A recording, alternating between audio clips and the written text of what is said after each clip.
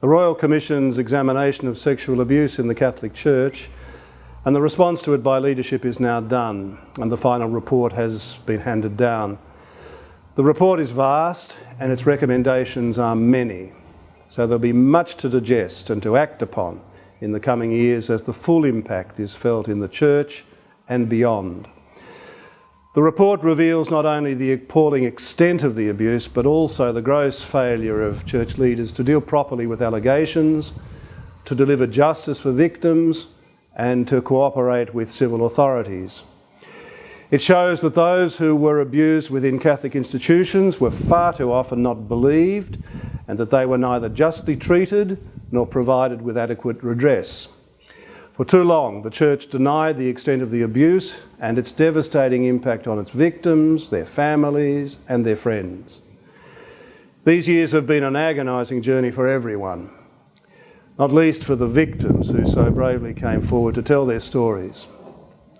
We now know how difficult it is for those who have been abused to reach a point where they can tell their story. It can take decades. And one of the great achievements of the Royal Commission is that it's provided a safe space for survivors to be heard and to be believed. For the Catholic community, it's been a deep humiliation. And I can only hope that humiliation will give birth to humility in a church which accepts vulnerability beyond any attempt at justification or rationalisation. A church willing to listen and to learn, especially from the survivors of abuse themselves. Sexual abuse of the young in Catholic institutions and its handling by church leaders has been a colossal failure, and I can only express an acute sense of shame and apologise profoundly to all who have suffered so much.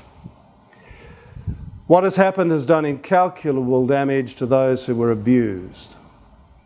It's also shaken the Catholic Church in this country to the core. Everything possible must be done to heal the wound, to right the wrong, and to ensure that the future is very different from the past. Now that the Royal Commission is over, it can't just be back to business as usual. The Church has to commit to change, not only personal change, as each of us learns to see and hear differently, but institutional change as well. This will mean an ongoing transformation of our procedures and protocols in the area of safeguarding. Much has been done already, but there's no room whatever for complacency. We'll also need cultural change, saying no to a church that seeks its own protection and self-preservation at all costs, that turns in on itself rather than reach out to the wounded and distressed.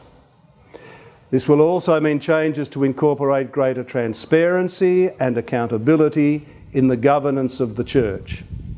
I will establish one working group to examine every aspect of governance in the Archdiocese, and another to review how our current proactive policies fit in with the Royal Commission's recommendations and what more the recommendations will require of us. We've begun to address the need for reform and renewal, recognising that confidence in the Catholic Church and trust in church leadership are at an all-time low. The rebuilding of confidence and the restoration of trust will take a long time, and there's no shortcut. It will be achieved only by a greater authenticity, which is serious about reform and renewal, and serious about the call of the gospel. The Royal Commission has been a searing experience for everyone, but for believers, it's been an experience of searing grace, a grace we neither expected nor wanted, but grace all the same. Church leaders have broken faith, but Jesus remains faithful. That's the grace. Faith asks the question, where is God in all this? The abused God of Calvary is with us in the darkness. This is the God who took flesh in Jesus and who still takes flesh in the mess of human life now. It's also the God who broke the power of darkness by raising Jesus from the dead. Now, the resurrection isn't just an event of the past.